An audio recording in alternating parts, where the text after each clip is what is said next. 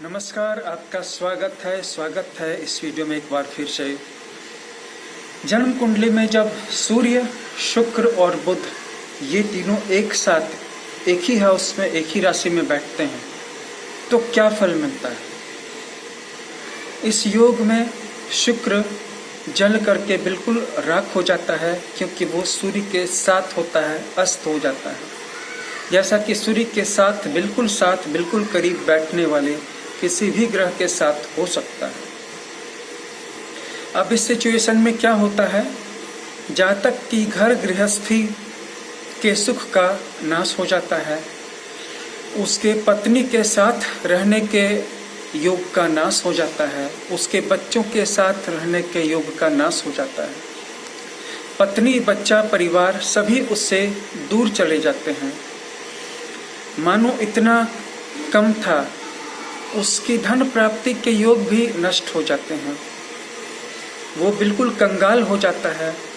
आत्मसम्मान तो पहले ही चला जाता है। वह दाने दाने के लिए मोहताज हो जाता है।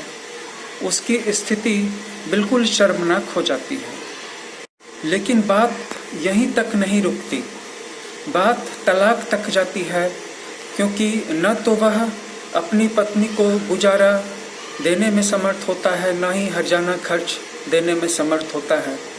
अंत में थक हार करके उसकी पत्नी उसको तलाक दे करके उसको छोड़ देती है। समाज में उसकी इज्जत तो चौपट हो ही जाती है। उसके परिवार वाले भी उसको पोपट कहते हैं और वह सिर झुका करके चलता है, आंखें नीचे गड़ा करके चलता है। कहीं पर भी ऊंची आवाज़ में कुछ बोल नहीं सकता। सभी जगह नजरें चुराता है, सभी जगह कतरा करके चलता है। उसका आत्मसम्मान, शांति, सुकून सब कुछ विदग्ध शुक्र, जला हुआ शुक्र अपने साथ ले जाता है। क्या इस बुरे योग से बचने का कोई उपाय है, कोई रेमेडी, कोई भी? जी हाँ, उपाय है। पुरुष की कुंडली में उसकी पुत्री उसका करती है बचाव। इसीलिए अगर किसी भी तरह से वह अपनी अलग हुई पुत्री को कुछ भी देता रहे, वस्त्र दे, धन दे, भोजन दे, खाने पीने की चीज़ दे, तो उससे फिर उसका बिगड़ा हुआ शुक्र संभलने लगता है। वहीं अगर किसी स्त्री की कुंडली में ऐसा योग है, अगर किसी भी तरह से वह अपने पुत्र का ख्याल रखती है, उसको केयर करती है, उसको प्यार देती है, तो उसका बिगड़ा हुआ शुक्र संभलने लगता है। सावधानी ये रखें कि ससुराल से कोसों दूर रहें, और साथ ही साथ कहीं पर भी गाय, ऐसी गाय मिल जाए जो बछड़े वाली हो, जो दूध देने वाली हो, उसकी खूब कर दें सेवा, उसका खूब रखें ख्याल। और साथ ही साथ इस बात का ध्यान रखें कि जीवन चाहे जैसा भी क्यों न होता हो, एक बार सूर्योदय से पहले उठ करके भगवान सूर्य का दर्शन कर लें। अगर उस समय दर्शन कर लें जिस समय वो उग रहे हों, तब तो फिर कहना ही क्या है, क्योंकि भगवान सूर्य अपना प्रकोप हटा लेंगे शुक्र ग्रह से, तो आपका समय भी बदलने लगेगा। दो और उपाय हैं छोटे छोटे।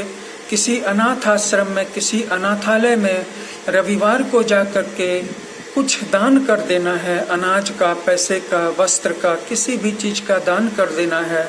ये दान रविवार के दिन करना है किसी अनाथालय में।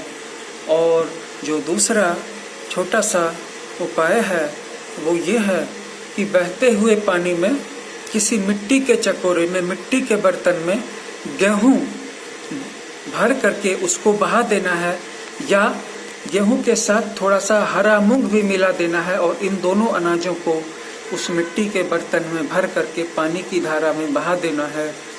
और आखिरी उपाय ये है कि जो भी उपाय करना है उस उपाय को करके तुरंत वहाँ से चल नहीं देना है। कुछ देर वहाँ पे रुकना है, कुछ देर वहाँ पे टिकना है, ताकि आपने जो रेमेडी की है उसका सुप्रभाव थोड़ा सा आपके अंदर में एब्जॉर्ब हो सके, समाहित हो सके, आप में समा सके।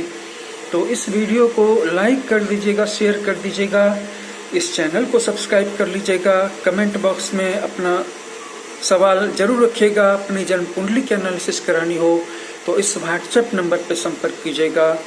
यहाँ पे एनालिसिस की जाती है, जन्म कुंडली की भी इसके साथ साथ हस्तरेखा का भी हम करते हैं, रिपोर्ट आपको सेंड, और इसके साथ साथ ही हम आपको बताते हैं कि आपके लिए कौन सा रत्न, कौन सा जम स्टोन सबसे ज़्यादा कारगर और लाभदायक हो सकता है। तो इस व्हाट्सएप नंबर को नोट कर लें और इसमें बर्थ ऑफ डिटेल सेंड करें। यहाँ पे ये हमारी पेट सर्विस है जो बिल्कुल 500 रुपये के एक नॉमिनल फीस से स्टार्ट हो जाती है।